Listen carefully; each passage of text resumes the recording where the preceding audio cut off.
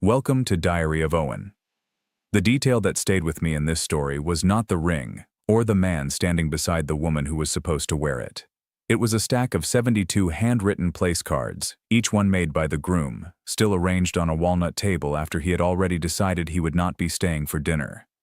Let's go back to the moment he understood why one extra name had appeared on the guest list. At 6:14 on the evening of our engagement party, the light inside the lantern foundry turned the color of weak tea. The western windows were 18 feet high and divided into narrow iron panes. Rain had begun shortly after 5, leaving beads of water trembling against the glass and casting thin shadows across the concrete floor. Every time the clouds shifted, the room seemed to dim and brighten by a fraction, as though the building were breathing. I stood near the entrance with my left hand resting on the walnut table where I had arranged the place cards that morning. The cards were thick, cream-colored stock. I had cut them myself with a steel ruler and a knife I normally used for trimming veneer. 72 names, written in dark green ink.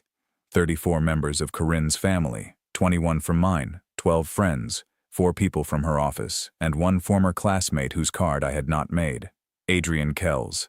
His name was written in Corinne's handwriting. I knew it immediately. Her lowercase a leaned too far to the right, and she never closed the top loop of a capital A. The card had been placed between Tamsin Roque and Felicity Knorr, both women from Corinne's university years. Adrian's assigned seat was at table 3, directly opposite Corinne and me. The card had not been there at 11:20 that morning. I was certain because I had photographed the completed arrangement before leaving to collect my suit. In the photograph, table 3 contained 7 names. Now it contained 8.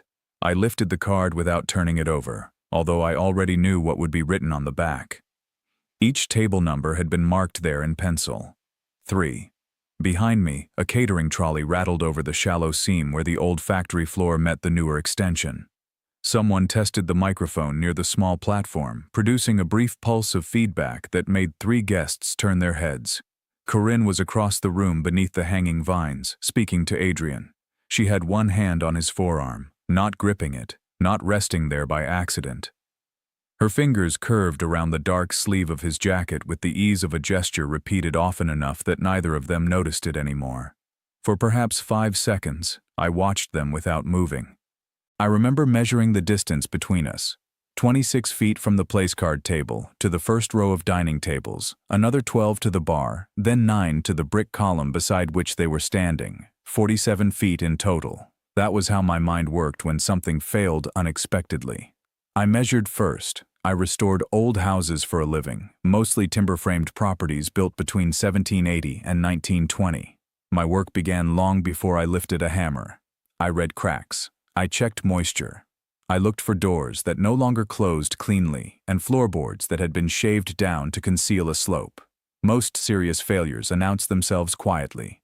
A hairline split above a window, rust staining beneath a hidden fastener, a roofline that dipped by 19 millimeters over 4 meters.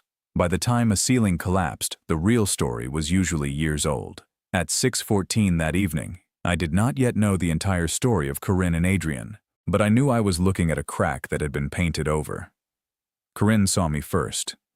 Her hand left Adrian's sleeve. She smiled, but the smile arrived in sections. Mouth, then cheeks, then eyes. She crossed the room toward me, careful not to move too quickly in her narrow green heels. Her dress was ivory, not white, with long sleeves and a row of covered buttons at the wrist. We had chosen it together 6 weeks earlier.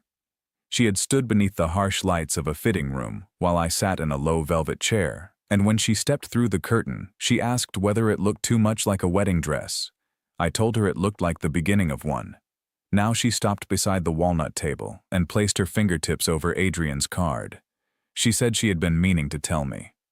I looked past her. Adrian had turned toward the bar, though he had not moved away from the column.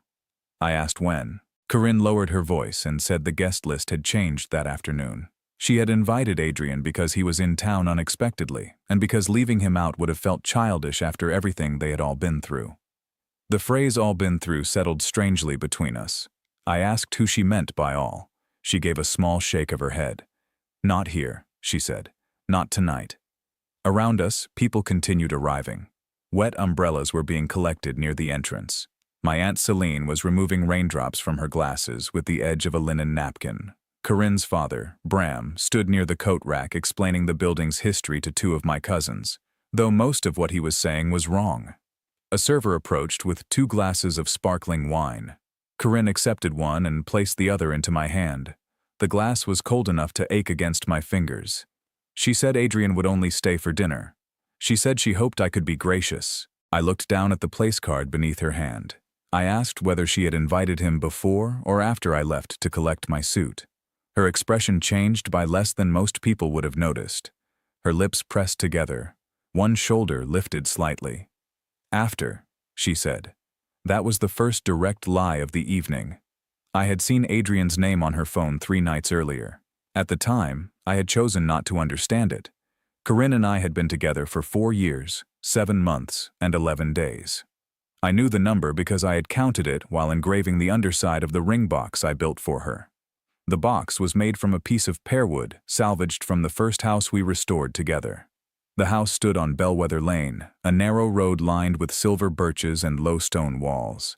It had belonged to a retired music teacher named Maris Holt, who had lived there for 53 years and refused to sell it to developers, despite being offered nearly twice its market value. I met Corinne there on a Tuesday in October. She was not my client. She worked for Verdant Civic Trust, a small organization that helped owners preserve architecturally significant properties.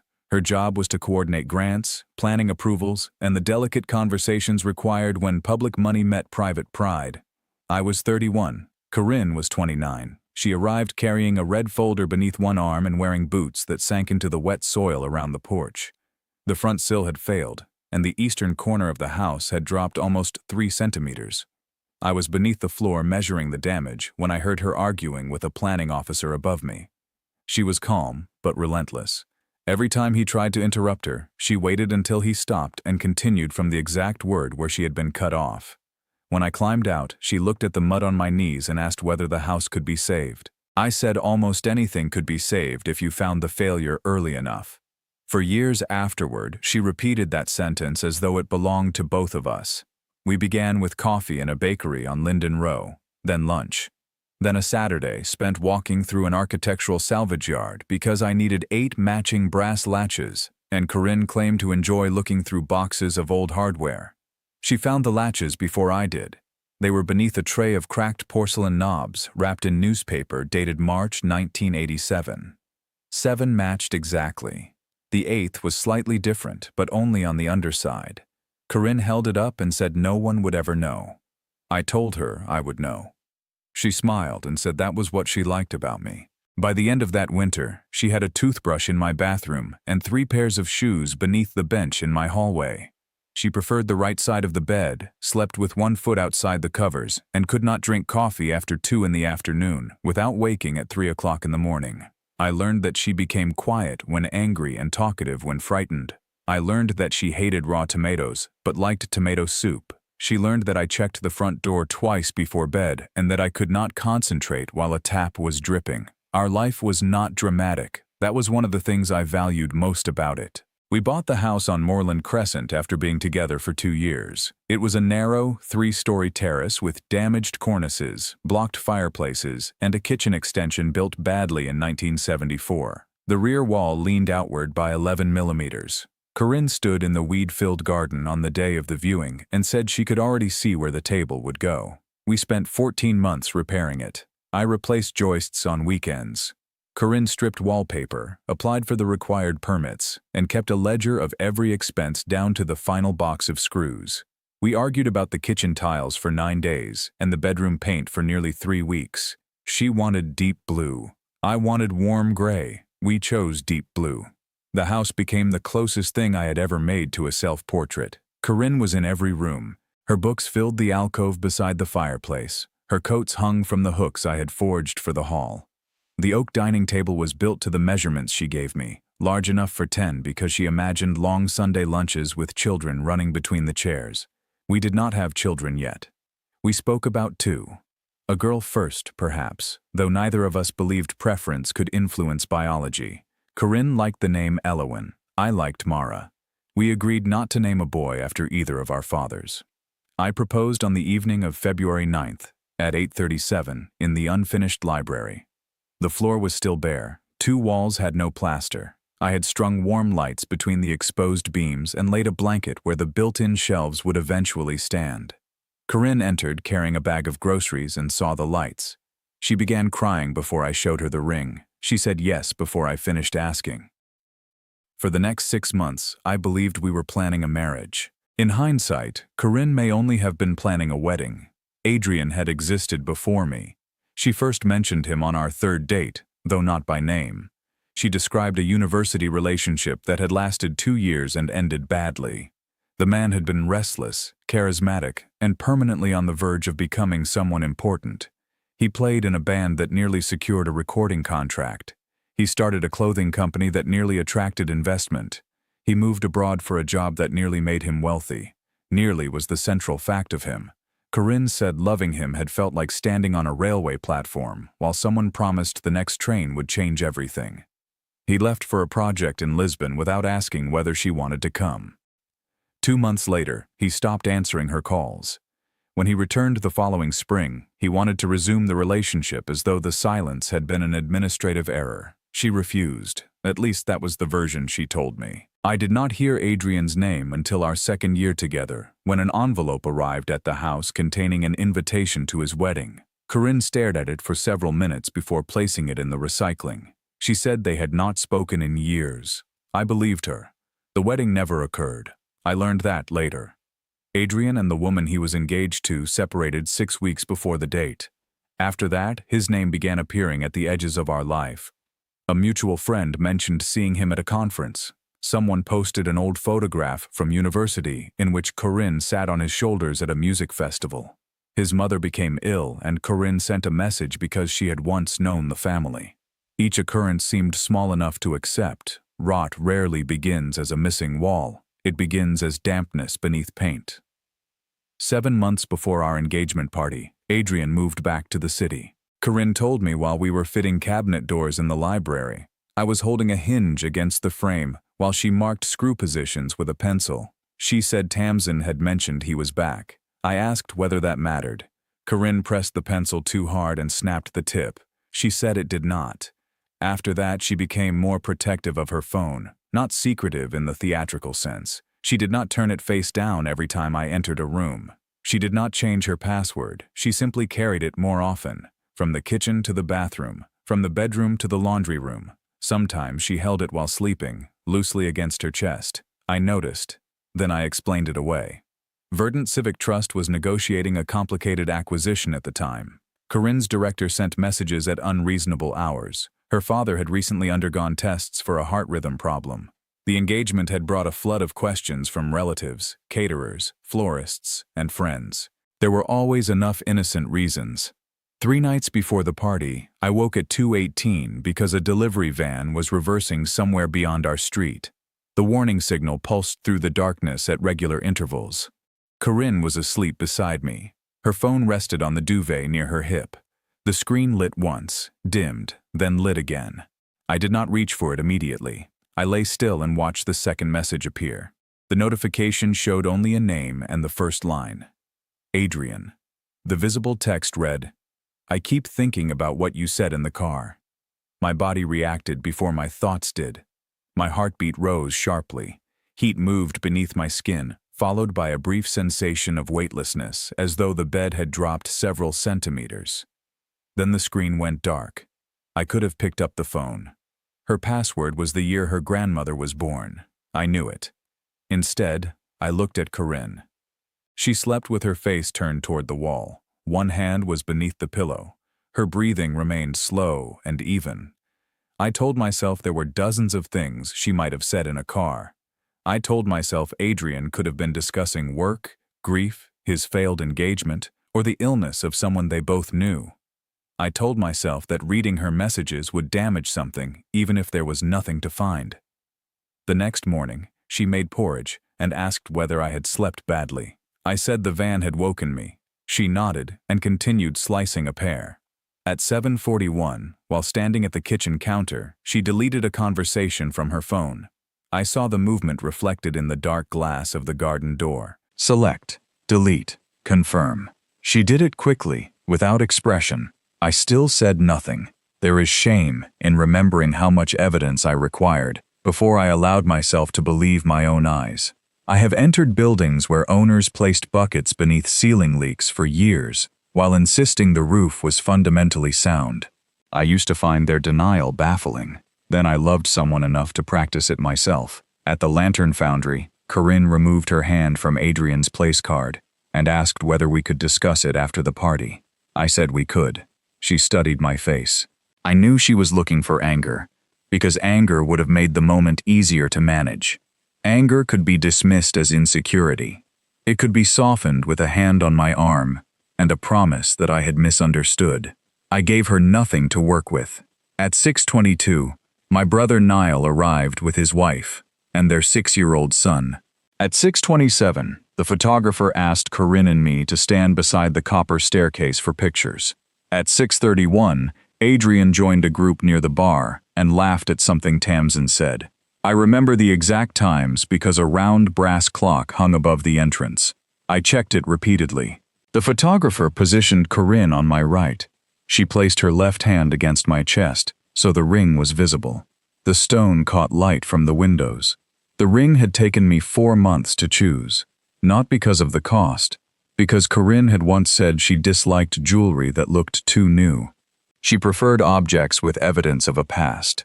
I found a small antique sapphire set between 2 diamonds in a worn platinum band. The jeweler offered to polish away the fine scratches. I asked him not to. In the photographs from that evening, my hand rests lightly at Corinne's waist. Her head tilts toward mine. We appear composed, compatible, and already practiced in the shape of marriage. At 6:36, the photographer asked us to look at each other. Corinne did. I looked at her and wondered whether she had kissed Adrian in his car. It was not jealousy that arrived first. It was embarrassment. Not embarrassment before the guests. None of them knew enough to judge me. It was the private embarrassment of discovering I had participated earnestly in a scene whose meaning had changed without my knowledge. I had built the place card table. I had repaired the venue's damaged display frame as a favor to the owner. I had spent 23 minutes that morning adjusting the height of the candles because Corinne thought the original arrangement blocked conversation. All around me were objects shaped by my confidence that the evening belonged to us. At 6:44, I found Tamsin alone near the cloakroom. She and Corinne had known each other since they were 19. Tamsin was usually direct to the point of discomfort, but that evening, she avoided my eyes while adjusting the strap of her silver shoe. I asked when Adrian had been invited. She said I should speak to Corinne. I told her I had. Tamsin stood upright. For several seconds, she looked toward the dining room. Then she said she had assumed I knew he was coming. I asked why she assumed that. She pressed her lips together. Because Corinne had been talking about it for more than a week, she said. The corridor seemed to narrow. I asked who she had been talking to. Tamsin said their old university group. She added that nobody wanted to interfere, and that Adrian's return had brought up unresolved feelings. She said this in a low, careful voice, as though the correct vocabulary could make the situation smaller. I asked what unresolved meant. Tamsin closed her eyes briefly. She said Corinne and Adrian had met for coffee 3 times. Then she corrected herself. 4. The most recent meeting had been on Monday evening. That was the car. On Monday, Corinne had told me a grant review ran late. She arrived home at 9:12, carrying a paper cup from a cafe that closed at 8. I had noticed that too. I asked Tamsin whether Corinne had told Adrian about our engagement party. She said yes. I asked whether she had told him not to come. Tamsin looked at me then. She said Adrian wanted to see Corinne before we were married. He believed there were things she needed to hear. Tamsin had advised against it, but Corinne said she could not begin a marriage while wondering what he would have said. Through the open doorway, I could see Corinne greeting my aunt. She bent slightly to accept a kiss on the cheek. Her hand moved to her ring afterward, turning it once around her finger. I asked Tamsin what Adrian had said. She answered that she did not know all of it. Enough, I said. Tamsin's eyes filled, though no tears fell. She said, Adrian told Corinne leaving her had been the greatest mistake of his life. He had spent years comparing other relationships to theirs. He had returned partly because of work, but partly because he wanted to know whether there was still something between them. I felt my hand tighten around the stem of my untouched glass. I loosened it before it could break. I asked what Corinne said. Tamsin looked at the floor. She said Corinne did not know. That answer was worse than yes. Yes would have ended something cleanly. I do not know meant Corinne had taken our future, placed it beside a memory, and begun comparing the two. At 6:51, a server opened the doors to the dining room. Guests began moving toward their tables. Tamsin touched my sleeve and said she was sorry. I believed her. That did not help. I went to the restroom and locked myself inside the last stall. For perhaps 40 seconds, I could not draw a full breath. My chest tightened high beneath my ribs. The sounds outside became unnaturally distinct. Water running, a paper towel dispenser clicking, two men discussing parking restrictions. I sat on the closed lid and pressed both palms against my knees. In old houses, panic causes bad decisions. People see a crack and begin removing material before understanding what it supports. They tear down a wall and discover it was carrying the floor above. They seal damp behind waterproof paint and force moisture deeper into the frame. The first rule is to stop. The second is to expose enough of the structure to see what is true. I breathed until the pressure in my chest eased. Then I listed what I knew. Corinne had met Adrian 4 times without telling me. She had lied about Monday night.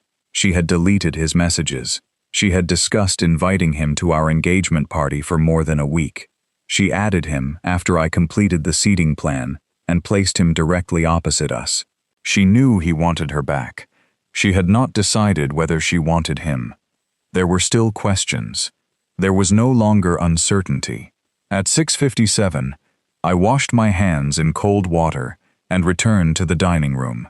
Corinne was standing behind her chair, looking toward the entrance. Relief moved across her face when she saw me. My place was beside hers at the center of table 3. Adrian sat opposite. He stood when I approached. He was slightly taller than I expected, perhaps 6'2", with dark hair beginning to gray near the temples. His jacket fit well. There was nothing visibly reckless or unfinished about him. He looked like a man who had finally become the person he had promised to be 10 years late. He extended his hand. I shook it. His palm was warm and dry. He said it was good to meet me properly. Properly. The word suggested there had been another kind of meeting, indirect but substantial, in which I had existed as a fact in conversations I had never heard. I said I had heard a great deal about him. Corinne looked at me sharply. Adrian's expression held. He said he hoped not all of it was bad. I told him most of it was old. Then I took my seat. Dinner began at 7:08. The first course was roasted beetroot with goat cheese and thin slices of pear. I had chosen it because Corinne liked the version served at a small restaurant where we spent our second anniversary. She ate almost none of it. Adrian spoke mainly to Tamsin and Felicity. He did not behave like a man trying to provoke me. That would have been easier. He was polite, reserved. He asked my brother about his work and listened to the answer. When Corinne's father told a long story about missing a ferry in 1996, Adrian smiled in the right places. He knew the family. That became clear gradually. Bram asked whether Adrian's sister still lived near the coast. Corinne's mother remembered the name of his childhood dog. Adrian asked after Corinne's aunt, as though he had seen her recently. I understood then that I was not sitting opposite a stranger who had intruded into our engagement party. I was sitting opposite a previous version of Corinne's life, one that her family remembered and had apparently welcomed back without asking what his presence required of me. At 7:26, Adrian's knee touched Corinne's beneath the table. I saw the movement in the gap between the tablecloth and the floor. Neither reacted visibly. His leg moved away after 1 second. Corinne reached for her water. The contact might have been accidental. The stillness afterward was not. I ate 2 bites of the main course: braised beef, crushed potatoes, carrots roasted with thyme. I had approved the menu during a tasting on June 18th. Corinne had fed me a piece of carrot from her fork and laughed when the sauce landed on my shirt. Now she leaned toward me and asked whether I was all right. I said I was thinking. She said we should enjoy the evening. I looked across the table at Adrian. He had lowered his eyes to his plate, but his attention was on us. I asked Corinne what, precisely, she believed we were celebrating. The color left her face. She said, "Not now." I nodded. Not now had become her preferred way of asking me to continue participating in my own deception. At 7:41, the venue coordinator approached and whispered that speeches would begin after dessert. My speech was folded inside the inner pocket of my jacket. I had written it the previous Sunday at the kitchen table. 3 pages, revised twice. It described the Bellwether Lane house, the 7 matching latches, the 8th that differed only where no one could see. I had intended to say that a shared life did not require perfection, only honesty about where the differences were. The irony was almost too neat. I excused myself from the table and went to retrieve my coat from the cloakroom. Inside the pocket was a small brass key. It opened the drawer of my desk at home. In that drawer were the contracts for our wedding venue, scheduled for April 24th, and the paperwork relating to Moreland Crescent. The house belonged to me. Corinne and I had chosen it together, renovated it together, and spoken of it as ours.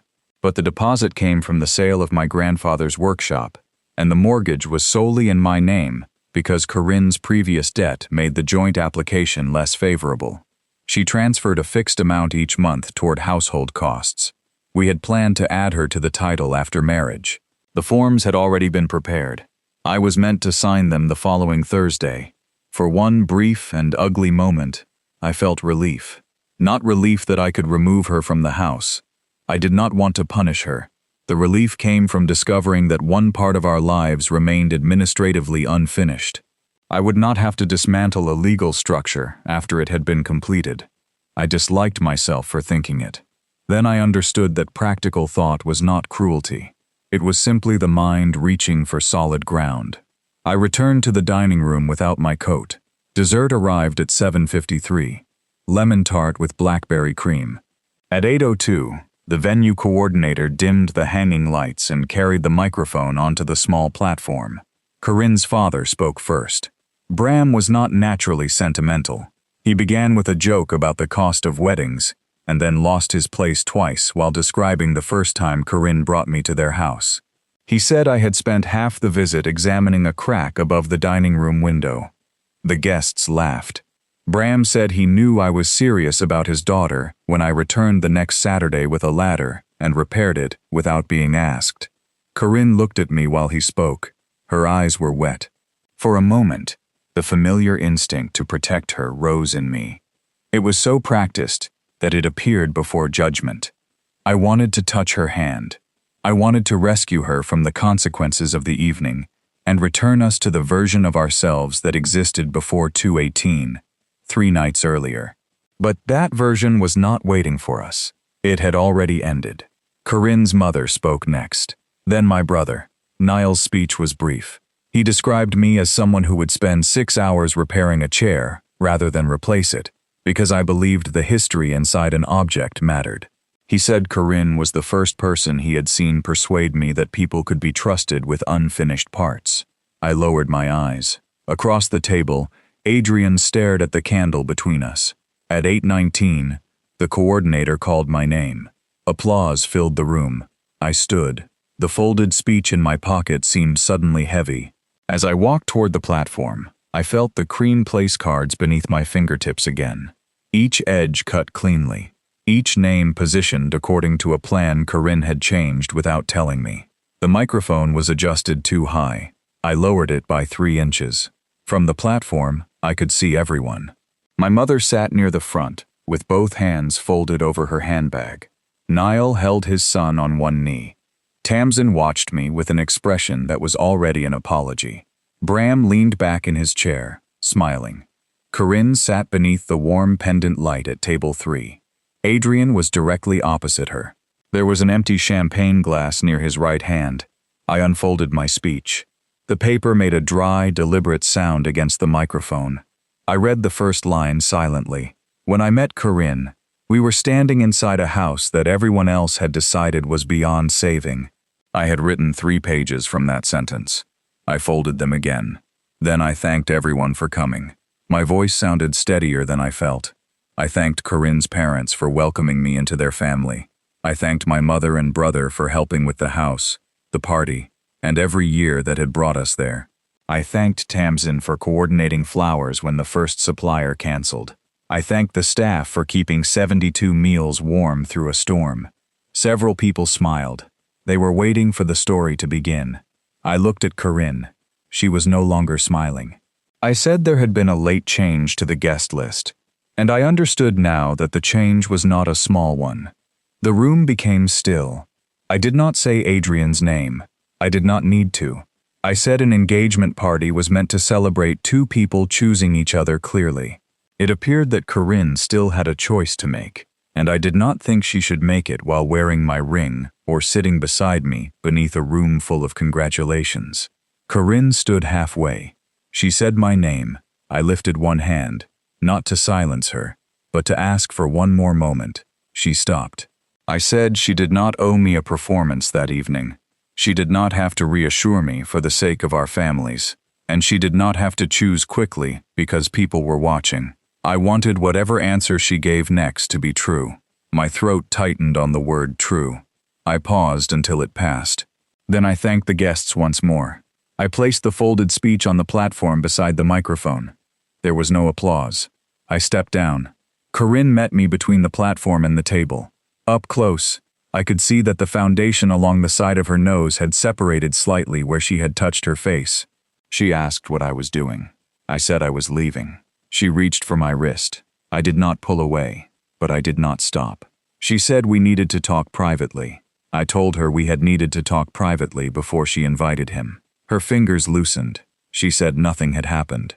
Behind her, chairs shifted. Someone coughed. Rain pressed steadily against the high windows. I said something had happened. She had made room for him inside an evening built to celebrate us. Corinne looked toward the tables. I could see her awareness of every guest, every face, every version of the story already forming. She said she had only wanted closure. I asked why closure required a seat opposite us. She looked at me then, fully. For the first time that evening, her expression contained no preparation, no careful smile, no attempt to manage what I was seeing, only fear. She said Adrian had told her that he still loved her. She did not know what she felt, and she had been afraid that if she told me, I would leave before she understood it herself. I said she had understood enough to hide it. Her mouth trembled. She said I was making the decision for both of us. I told her no, I was making mine. That was the emotional center of it, though I did not realize it until months later. For 4 years, I had believed commitment meant remaining present while difficulties were repaired. But repair requires consent from everyone holding the structure. Without that, one person is not repairing. He is bracing the weight while someone else decides whether the building is worth keeping. Corinne asked me not to walk out. Her voice was very quiet. I asked whether she wanted me to stay because she had chosen me, or because leaving in front of everyone would be painful. She could not answer. I nodded. Then I removed her hand from my wrist. I did it gently. At table 3, Adrian had not moved. He looked less like a victor than a man who had arrived at a door without considering what would collapse when it opened. I crossed to my mother. She stood before I reached her.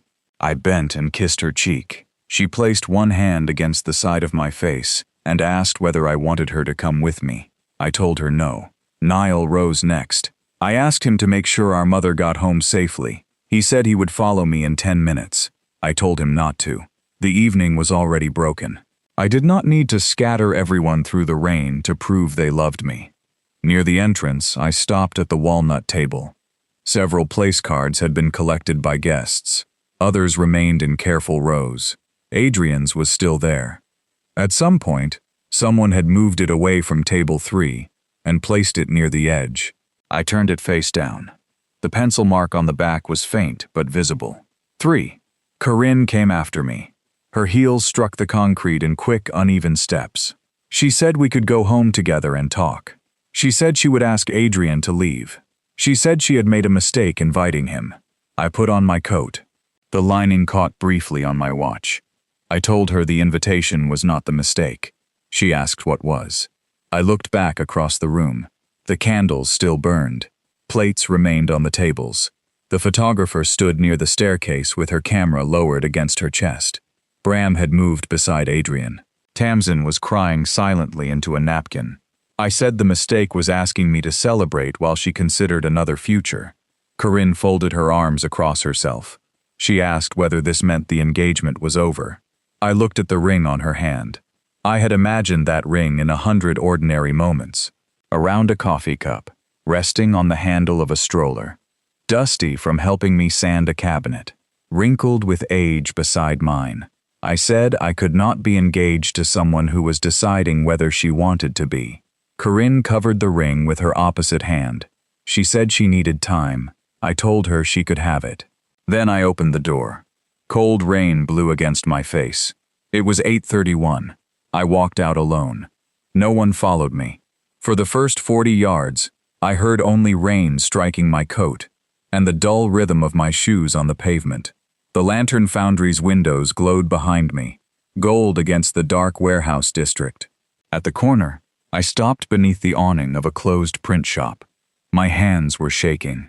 I placed them in my pockets and waited. A taxi passed without slowing. Water moved along the gutter carrying leaves, cigarette filters, and a single white flower that had probably fallen from one of the arrangements near the entrance. At 8:36, my phone began vibrating. Corinne. I watched her name fill the screen until the call ended. She called again at 8:38. At 8:41, Tamsin sent a message saying she was sorry and that Corinne had asked Adrian to leave. At 8:43, Niall asked where I was. I replied with the name of the print shop and told him I was all right. It was not true, but it was true enough for that minute. I walked another 6 blocks before ordering a car. I did not go home. Instead, I asked the driver to take me to the workshop I rented on Gannett Street. It occupied the ground floor of a former laundry building and smelled faintly of sawdust even when it had been empty for days. The driver glanced at my suit in the mirror but asked no questions. I arrived at 9:07. Inside, I turned on only the bench light. A half-restored window frame lay clamped to the main table. The lower rail had rotted through where water collected beneath several layers of modern paint. From the outside, it had looked intact. Once I removed the coating, the wood beneath could be broken apart with 2 fingers. I took off my jacket and hung it over the back of a chair. Then I sat on the concrete floor beside the workbench. At 9:16, Corinne sent a message saying she was coming to the workshop. I replied that I did not want her to. She called immediately. This time, I answered. For several seconds, neither of us spoke. I could hear voices behind her, then a door closing. The sound changed. She was outside or in a corridor. She said Adrian had gone. I said I understood. She said she had not kissed him. I closed my eyes. There are sentences that answer a question while revealing a larger one. I had not asked whether she kissed him. She said he tried on Monday, but she stopped him. The room seemed colder. I looked at the window frame on the bench. I asked why she had not told me. Corinne said because part of her had wanted him to try. The honesty arrived too late to save us, but early enough to keep me from hating her. I appreciated that more than I could say. She began crying. Not loudly. Her breathing broke between words. She said she loved me. She said what she felt for Adrian was tangled with who she had been when they were young. She had spent years believing she was over him. Then he returned and said everything she once needed to hear. She wanted to know whether hearing it now would change anything. I asked whether it had. She said she did not know. I rested my head against the cabinet behind me. I told her that was still an answer. She said it was not fair to reduce 4 years to 1 confused week. I told her I was not reducing them. The 4 years were why it hurt.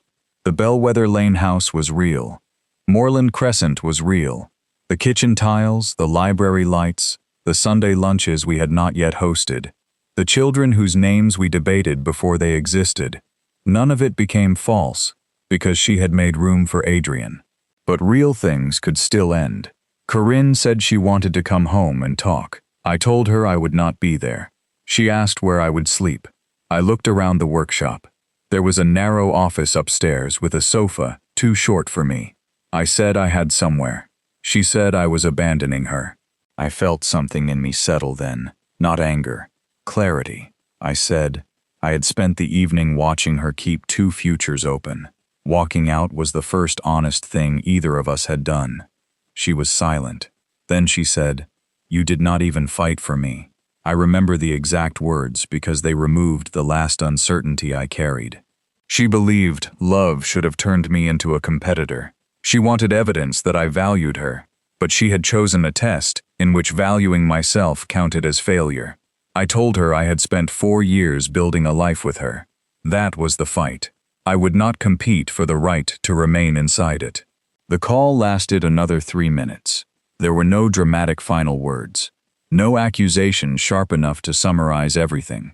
Corinne said she was sorry. I said I knew. Then we ended the call.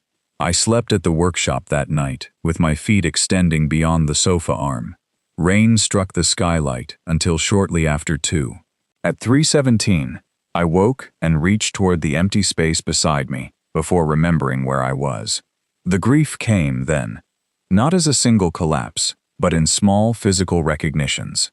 There would be no second toothbrush beside mine in the morning. The library shelves would remain unfinished. The deep blue bedroom had been chosen by someone who might no longer sleep there. I turned onto my side and pressed my face into the flat workshop pillow, so the sound would not fill the building. By dawn, my eyes felt lined with sand. At 7:06, I made coffee, using a kettle stained white around the base. At 7:40, I began removing rotten wood from the window frame. Work did not heal anything. It simply gave each minute an edge. Niall arrived at 9:12, carrying clean clothes and 2 breakfast rolls. He set them on the bench and looked at the frame. He asked whether I wanted to discuss the party. I said not yet. He nodded. For an hour, he helped me cut replacement timber. At 10:26, while I was checking the grain direction, he said Corinne had stayed at the venue until every guest left. Adrian departed alone before 9. Corinne went home with her parents. I asked whether she was safe. Niall said yes. That was all I needed to know. I returned to Moreland Crescent on Sunday afternoon. Corinne was waiting in the kitchen. The flowers from the party had been divided among 6 glass jars. Their scent filled the room too heavily. Her engagement dress hung from the pantry door, inside a clear garment bag. She had removed the ring. It rested on the oak table in the pearwood box. I took off my coat and sat opposite her. Between us lay a yellow notebook containing her list of wedding tasks. Book officiant, confirm April menu, order linen samples, finalize guest transport. Each completed item had a green check beside it. Corinne said she had not spoken to Adrian since the party. I said that was her decision. She said she had spent the night thinking about why she invited him. She understood now that she wanted to place the 2 of us in the same room. She believed that seeing him beside me would make the answer obvious. I asked whether it had. She looked at her hands. She said yes, but not soon enough. I waited. She said when I left, she knew she wanted to follow me. She did not care whether Adrian remained. She did not care what he had come to say. She wanted the life we had built. The answer should have moved me more than it did. Perhaps it would have 3 days earlier. But Corinne was describing a choice made only after I removed myself from the competition. I could not know whether she wanted me, or wanted to undo the consequence of losing me. I said that. She cried without covering her face. She said she knew how it sounded. I told her I did not think she was cruel. I meant it. Cruelty requires indifference to pain. Corinne cared deeply that she had hurt me. She simply cared too late, and had mistaken secrecy for the space to make a private decision. She asked whether I could forgive her. I said forgiveness was not the same as continuation. She stared at the ring box. For a long time, the only sound in the kitchen was the refrigerator motor. Then she asked what would happen to the house. I had considered the question for 36 hours.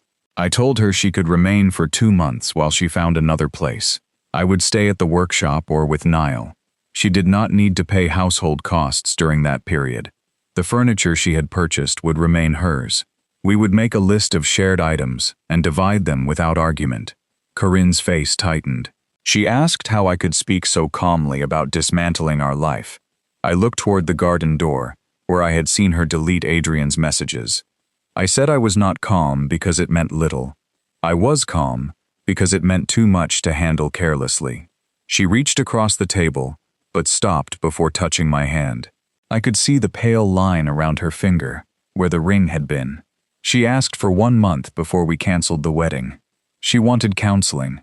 She wanted the chance to show me that the engagement party was an aberration, not a definition of who she was. I considered it. That is important to say.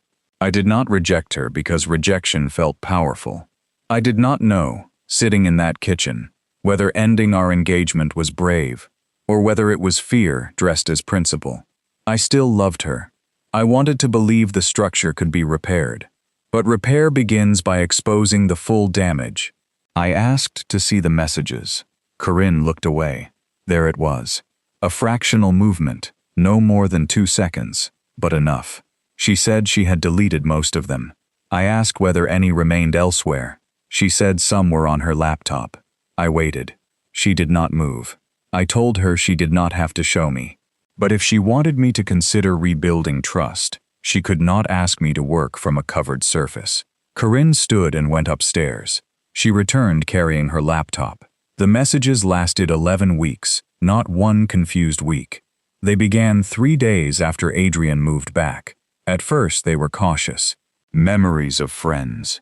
Questions about work. Updates on family. Then came photographs of places they once visited, songs they shared, and references to private jokes I could not understand. In April, Corinne told him our engagement had frightened her, because certainty sometimes felt like a door closing. In May, Adrian told her he had never stopped imagining that they might find their way back. In June, after we paid the deposit for the wedding venue, she wrote that she sometimes wondered who she would have become if he had stayed. On July 2, she told him she still dreamed about the railway platform where they last said goodbye. On Monday, before meeting him in the car, she wrote that she needed to see his face when he said he loved her. I read the messages once. Then I closed the laptop. Corinne said she had never slept with him. I believed her.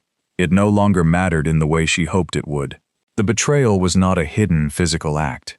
It was an 11-week corridor built behind the walls of our life, with a door she could enter whenever certainty felt too small.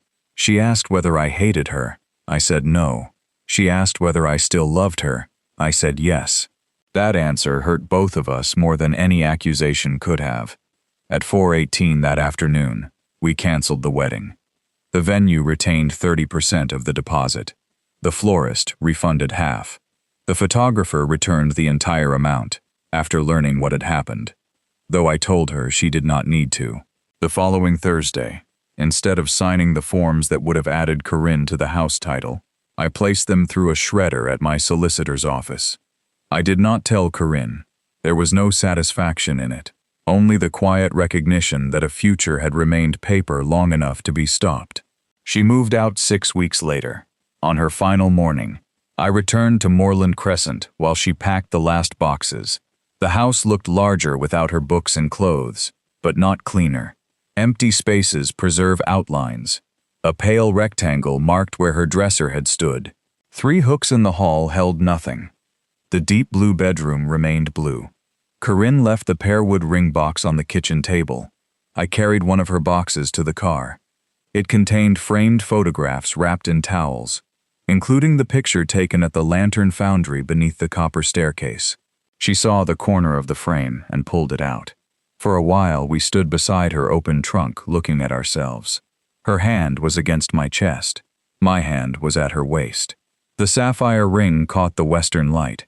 She asked whether I wanted the photograph. I said no. She placed it back in the box. Before leaving, she said Adrian had asked to see her twice. She refused both times. I did not know whether she told me to reassure me or to make the ending feel more tragic. I said I hoped she eventually understood what she wanted. without needing to place two people opposite each other. She nodded. Then she got into the car. I stood on the pavement until she turned at the end of Moreland Crescent. For several months, I kept the walnut place card table in the workshop. It had been meant for the entrance hall after the party, but I could not bring it home. A faint circular mark remained where someone set a wet glass during the speeches. In November, I sanded the top. The stain disappeared after less than a millimeter of material was removed. Beneath it, the wood was unchanged. I finished the table with 3 coats of oil and donated it to a small community hall that needed furniture for wedding receptions, retirement dinners, and memorial gatherings. I did not keep any of the place cards, except one. I found it inside the pocket of my dinner jacket nearly a year after the engagement party. Cream stock, dark green ink, my own name centered in careful letters. I had no memory of placing it there. The edges were softened from being carried through rain. On the back, in pencil, was the number 3. I stood beside the open wardrobe holding it between my fingers while late afternoon light moved across the deep blue bedroom wall. Then I carried it downstairs. I opened the back door and stepped into the garden we had once cleared together. The pear tree near the wall had grown high enough to cast a narrow shadow over the paving stones. I tore the card once through my name, then again through the table number.